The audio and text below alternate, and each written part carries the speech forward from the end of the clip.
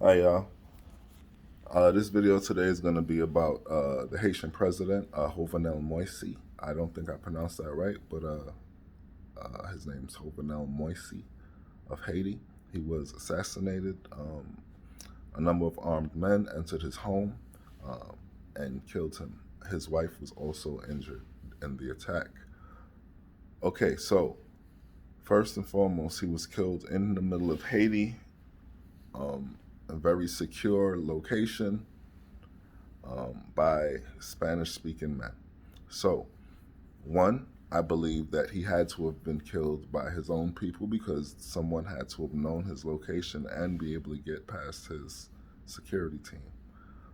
Two, I believe that they had help from people from outside of the country because the way that he was running his country was almost like a dictatorship, which is part of the reason why they assassinated him. But the point is that the way he was running the country, no one else would have had the power to get to him from within the country. As a matter of fact, he'd foiled multiple coups and attempts on his life previously by people that were within his country, including Supreme Court justices and chief inspectors of the police.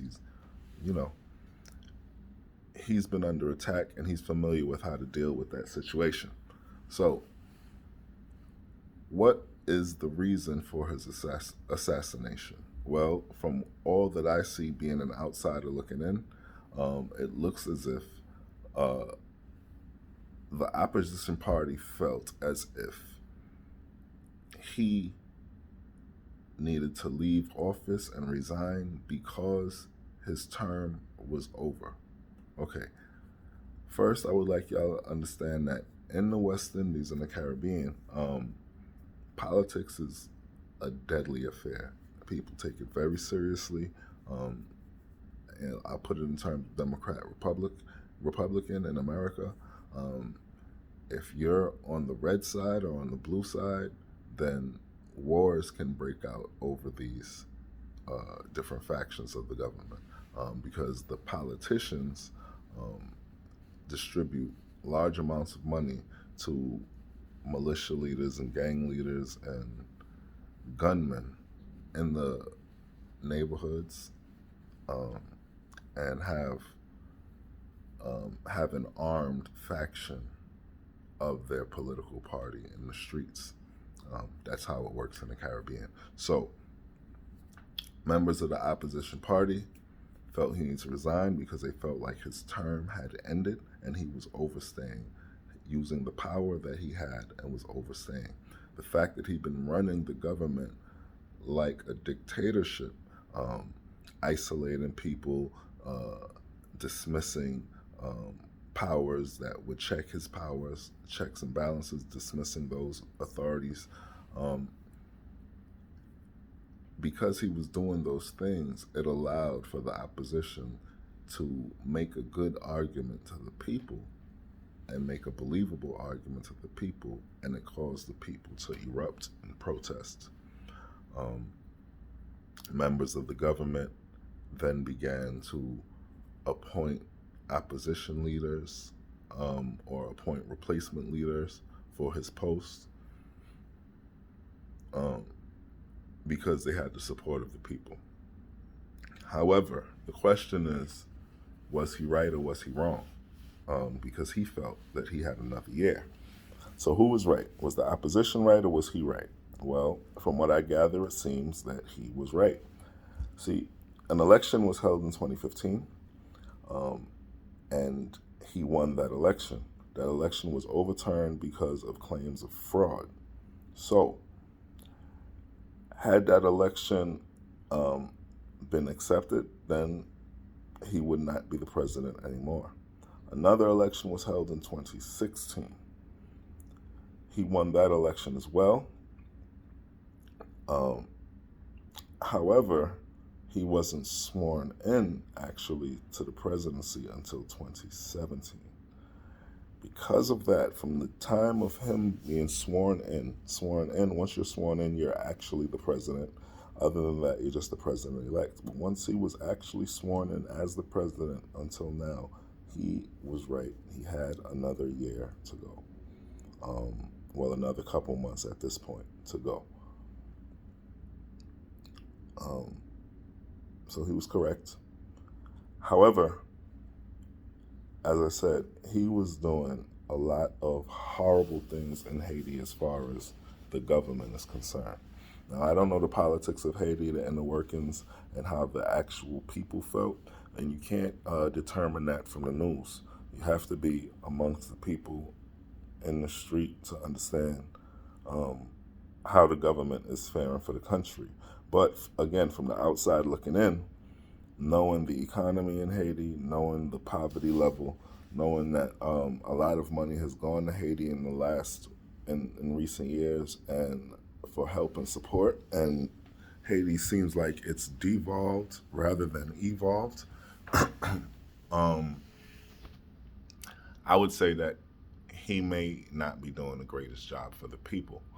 Um, that being said, I don't know that the opposition party would do any better. It seems like Haiti has been getting passed from government to government of corrupt criminals. And fighting for one party over the other is just fighting for one criminal over the other. But either way, he was right in his argument. United States backed his claim that he was right in his argument and left him in office. And he was later assassinated in his home. His wife was also injured in the attack. And I think that's a sad thing. I think it's a sad thing because I don't think that that's the way that governments should operate. I think that it's a primitive way of operating the government, and I think that all people have done it. But I think as civilization grows and gets to next tiers and next levels of civilization, that we find other ways to resolve our differences, our legal differences, and we have systems in place that will determine truth and systems in place that will remove people that we don't want in office and put people in that we do want. And unfortunately, an event like this just displays to the world the level of civilization that Haiti is. And it's just not a good look. So those are my thoughts. I want my people to do better. I want my people to try better. And in this case, when I say my people, I don't mean black people. I don't, as far as the individuals in the streets. I don't mean Haitians as the individuals living on the island in the living conditions.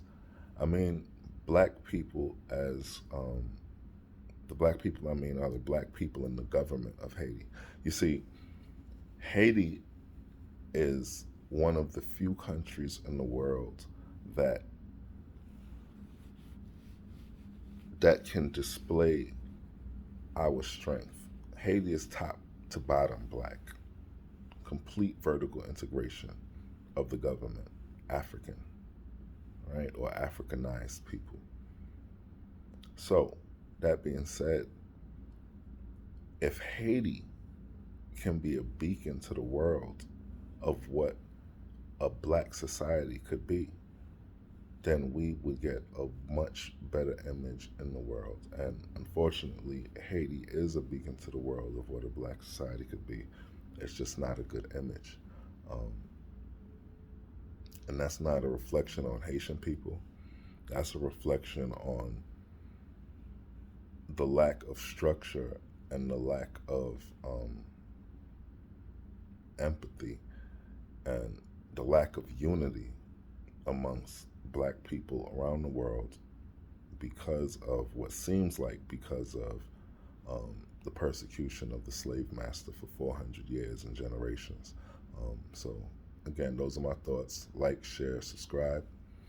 Thoughts of a Rambling Mind. Leave a comment in the comment section too. I'm out.